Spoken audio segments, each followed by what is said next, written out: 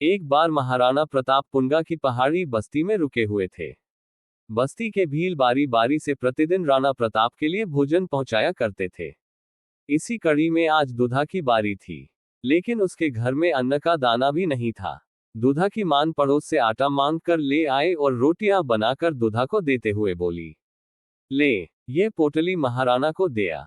दुधा ने खुशी खुशी पोटली उठाए और पहाड़ी पर दौड़ते भागते रास्ता नापने लगा।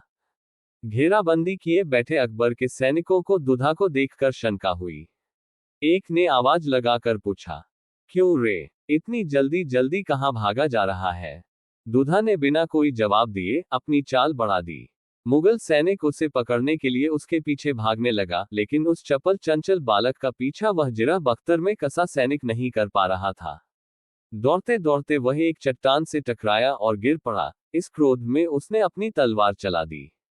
तलवार के वार से बालक की नन्ही कलाई कटकर गिर गई। खून फूटकर बह निकला, लेकिन उस बालक का जिगर देखे, नीचे गिर पड़ी रोटी की पोटली उसने दूसरे हाथ से उठाए और फिर सरपट दौड़ने लगा। बस उसे तो एक ही धुन थी, कैसे भी करके राणा तक रोटियां पहुंचानी है। रक्त बहुत बह चुका था, अब दुधा की आंखों के आगे अंधेरा छाने लगा। उसने चाल और तेज कर दी, जंगल की झाड़ियों में गायब हो गया। सैनिक हक्के बक्के रह गए कि कौन था यह बालक। जिस गुफा में राणा परिवार समेत थे, वहां पहुंचकर दुधा चकराकर गिर पड़ा। उसने एक बार और शक्ति बटोरी और आवाज लगा दी, राणा जी। आवाज सुनकर महाराणा बाहर आए, एक कटी कलाई और एक हाथ में रोटी की पोटली लिए खून से लथपथ 12 साल का बालक युद्धभूमि के किसी भैरव से कम नहीं लग रहा था। राणा ने उसका सिर गोद में ले लिया और पानी के छींटे मारकर होश में ले आए। टूटे शब्दों में दुधा ने इतना ही कहा, राणा जी, ये रोटियां मान ने भेजी हैं।